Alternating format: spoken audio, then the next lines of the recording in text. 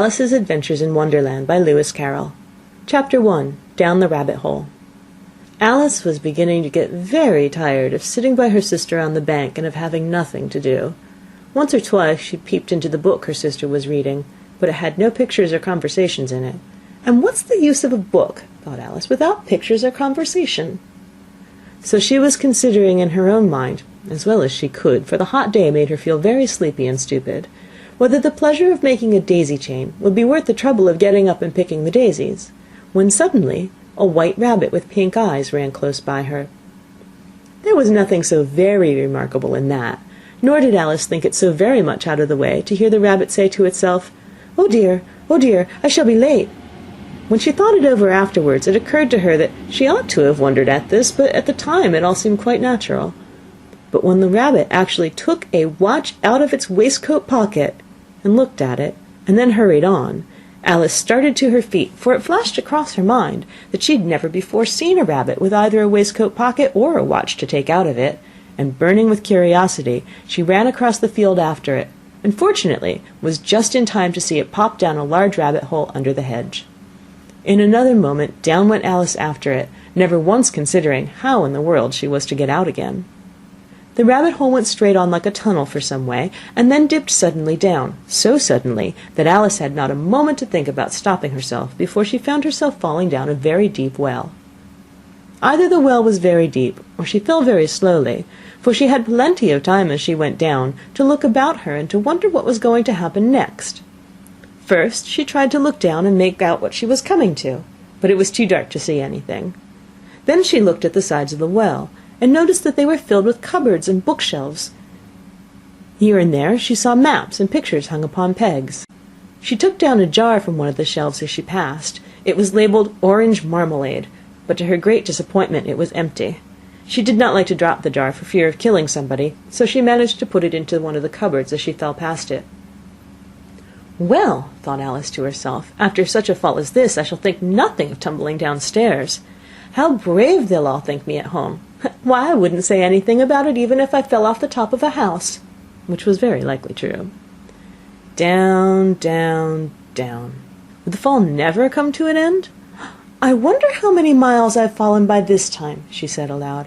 "I must be getting somewhere near the center of the earth. Let me see, that would be 4,000 miles down, I think." For you see, Alice had learnt several things of this sort in her lessons in the schoolroom, and though this was not a very good opportunity for showing off her knowledge, as there was no one to listen to her, still it was good practice to say it over. "Yes, that's about the right distance. But then I wonder what latitude or longitude I've got to."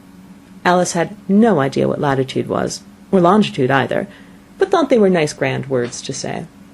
Presently she began again. "I wonder if I shall fall right through the earth. How funny it'll seem to come out among the people that walk with their heads downward. The antipathies, I think." She was rather glad there was no one listening this time, as it didn't sound at all the right word. "But I shall have to ask them what the name of the country is, you know. Please, ma'am, is this New Zealand or Australia?" And she tried to curtsy as she spoke. Fancy curtsying as you're falling through the air. Do you think you could manage it? "And what an ignorant little girl she'll think me for asking. No, it'll never do to ask. Perhaps I shall see it written up somewhere." Down, down, down. There was nothing else to do, so Alice soon began talking again. "Dinah'll miss me very much tonight, I should think." Dinah was the cat.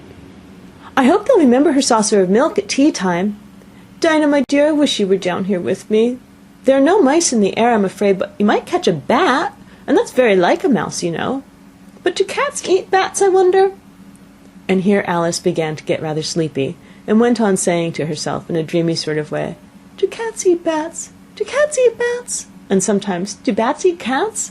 For you see, as she couldn't answer either question, it didn't much matter which way she put it.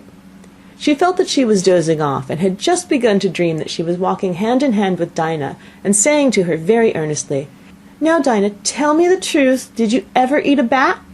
When suddenly, thump, thump, down she came upon a heap of sticks and dry leaves, and the fall was over. Alice was not a bit hurt, and she jumped up on her feet in a moment. She looked up, but it was all dark overhead. Before her was another long passage, and the white rabbit was still in sight, hurrying down it. There was not a moment to be lost. Away went Alice like the wind, and was just in time to hear it say, as it turned a corner, "Oh, my ears and whiskers, how late it's getting!" She was close behind it when she turned the corner, but the rabbit was no longer to be seen. She found herself in a long, low hall, which was lit up by a row of lamps hanging from the roof. There were doors all around the hall, but they were all locked, and when Alice had been all the way down one side and up the other, trying every door, she walked sadly down the middle, wondering how she was ever to get out again.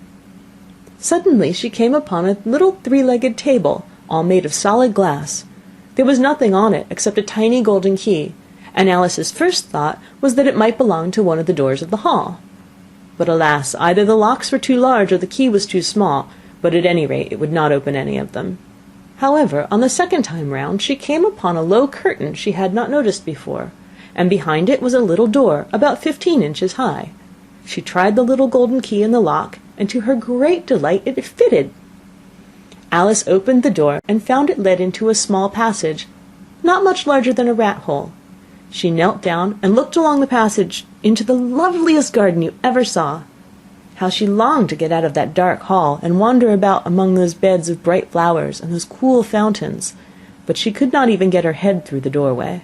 And even if my head would go through, thought poor Alice, it would be of very little use without my shoulders. Oh, how I wish I could shut up like a telescope!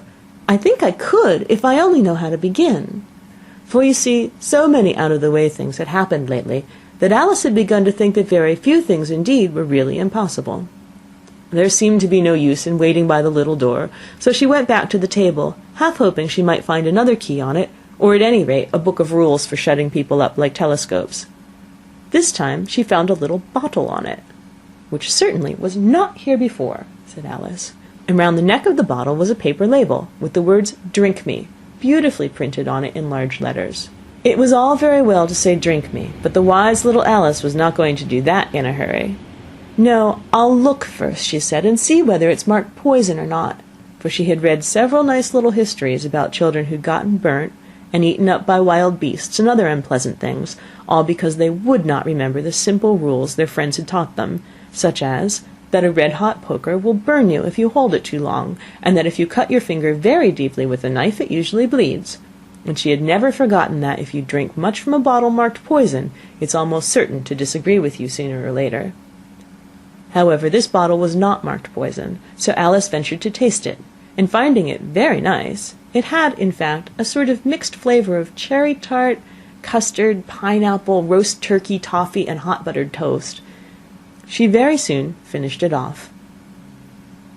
"What a curious feeling," said Alice. "I must be shutting up like a telescope." And so it was indeed. She was now only 10 inches high, and her face brightened up at the thought that she was now the right size for going through the little door into that lovely garden. First, however, she waited for a few minutes, to see if she was going to shrink any further. She felt a little nervous about this, "for it might end, you know," said Alice to herself, "in my going out altogether like a candle. I wonder what I should be like then." And she tried to fancy what the flame of a candle is like after the candle is blown out, for she could not remember having ever seen such a thing. After a while, finding that nothing more happened, she decided on going into the garden at once. But alas for poor Alice, when she got to the door, she found she'd forgotten the little golden key, and when she went back to the table for it, she found she could not possibly reach it. She could see it quite plainly through the glass, and she tried her best to climb up one of the legs of the table, but it was too slippery, and when she had tired herself out with trying, the poor little thing sat down and cried. "Come, there's no use crying like that," said Alice to herself rather sharply. "I advise you to leave off this minute." She generally gave herself very good advice, though she very seldom followed it, and sometimes she scolded herself so severely as to bring tears into her eyes. She once remembered trying to box her own ears for having cheated herself in a game of croquet she was playing against herself, for this curious child was fond of pretending to be two people. "But it's no use now," thought poor Alice, "to pretend to be two people. Why, there's hardly enough of me to make one respectable person." Soon her eye fell on a little glass box that was lying under the table. She opened it, and found in it a very small cake, on which the words "Eat me" were beautifully marked in currants. "Well, I'll eat it," said Alice, "and if it makes me grow larger, I can reach the key, and if it makes me grow smaller, I can creep under the door. So either way I'll get into the garden, and I don't care which happens." She ate a little bit, and said anxiously to herself, "Which way? Which way?" holding her hand on the top of her head to feel which way it was growing, and she was quite surprised to find that she remained the same size. To be sure, this generally happens when one eats cake, but Alice had gotten so much into the way of expecting nothing but out of the way things to happen, that it seemed quite dull and stupid for life to go on in the common way. So she set to work, and very soon finished off the cake. End of Chapter 1. Read by Krista McQuillan, Tokyo, Japan, November 15th, 2005.